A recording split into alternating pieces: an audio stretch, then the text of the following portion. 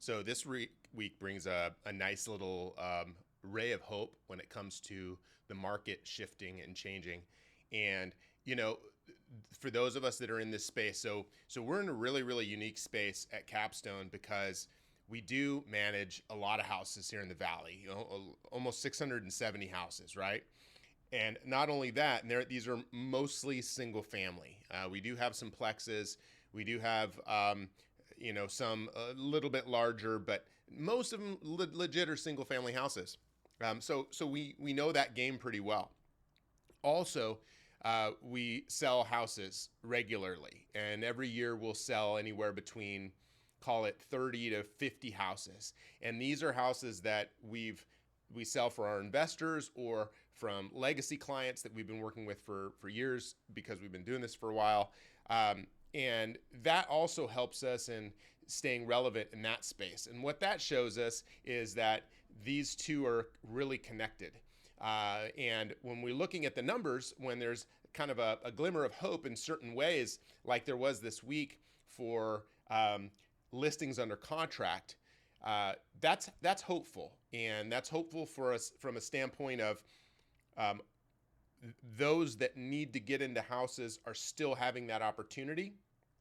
And realistically, with the amount of homes that are coming off the market, because there are fewer listings on the market now than there were 2 weeks ago, and even before that, and it's just continued to come down. That shows that hey, we're in a pretty decent market. It's favored sellers here over the last couple of weeks, especially with interest rates coming down. Interest rates ended up being lower than they'd been in about 10 months, which is a good sign for that. But again, I think when the economy starts talking about recession, when it starts talking about the jobs and the struggle on the economy side, that's when real estate tends to do a little bit better. I had a great conversation this week with one of our clients. Thanks, Cliff.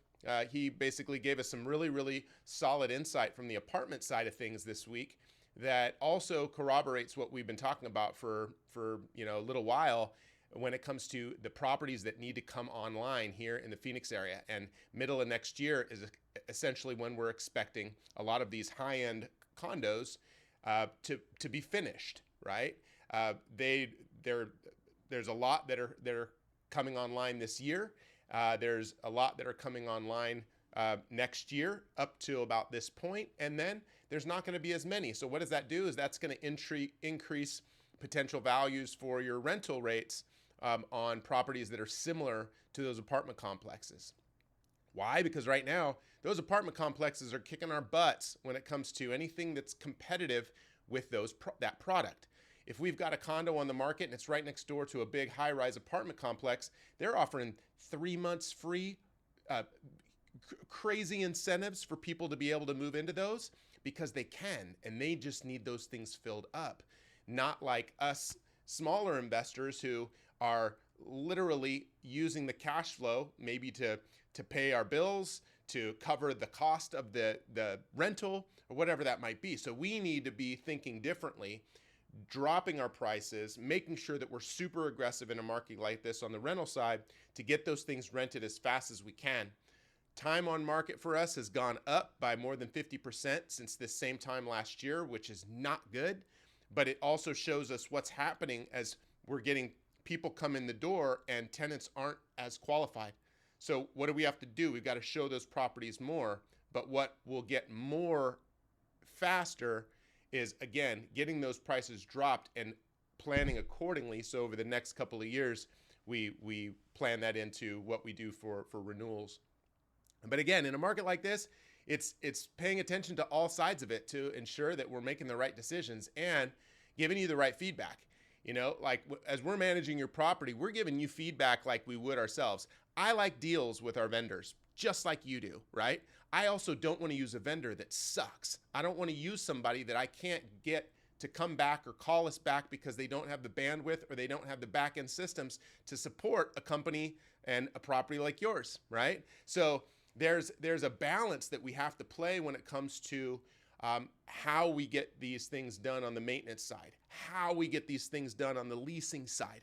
What are the things that we have to be paying attention to as this market shifts? Because for both of those elements, both leasing and maintenance, it has changed over the last year. We've had different sets of challenges in both of those over this last year that then translate to less money in your pocket, right? And it really does. So what are the things, and again, behind the scenes, a lot of the stuff that we're doing right now, even though we're in the busy heat of the market, heat of the summertime for rentals, we've got to be also thinking about, okay, what's next? How are we formulating new relationships with new vendors? How are we creating new opportunities for leasing? And how are we getting more at bats when it comes to those things?